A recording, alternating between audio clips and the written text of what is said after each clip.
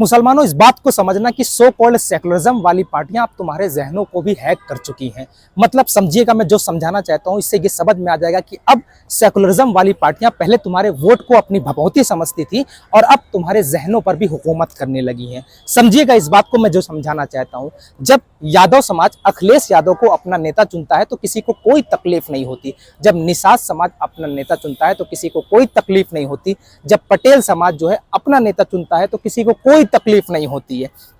जब राजभर समाज ओपी राजभर को अपना नेता चुनता है तो किसी को कोई तकलीफ नहीं होती। जब ब्राह्मण समाज अपना नेता चुनता है तो किसी को कोई तकलीफ नहीं होती है। मुसलमानों, इस बात को समझो, जब दलित समाज अपना नेता मायावती को, चंद्रशेखर आजाद को चुनता है तो किसी को कोई तकलीफ नहीं होती। जब बात मुसलमानों की आती है, जब मुसलमानों की लीडरशिप की आती है कि मुसलमानों का नेता कौन होगा, तो यही लोग कहते हैं कि सेकुलरिज्म खतरे पे आ जाएगा और अगर तुम अपना लीडर चुनोगे तो भाजपा जीत जाएगी, तुम पर भाजपा का शासनकाल आ जाएगा, तुमको परेशान किया जाएगा, तुमको तुम्हारे मस्जिदों को तोड़ा जाएगा, तुम्हारे मदरसों को तोड़ा जाएगा, तुम्हारे बच्चों के मुस्तकबिल के साथ खिलवाड़ किया जाएगा।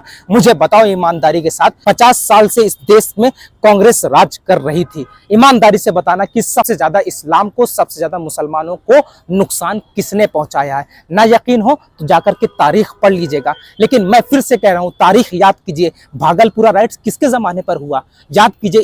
ईदगाह का नरसंहार कब हुआ? मुसलमानों, याद कीजिए। नैली का कत्लेआम कब हुआ? मुसलमानों, याद कीजिए। बाबरी मस्जिद का ताला किसने खुलवाया? मुसलमानों, याद कीजिए कि जब ऐलान किया जा रहा था कि बाबरी मस्जिद हमारी ठोकरों से गिरी हुई, किसके जमाने पर हुआ? मुसलमानों, इस बात को समझो, 92 का दंगा कब हुआ? मुसलमानों, समझो इस बात को कि सबसे ज्यादा नुकसान जो है वो सो कॉल्ड सेकुलरिज्म वाली पार्टियों ने तुमको पहुंचाया है।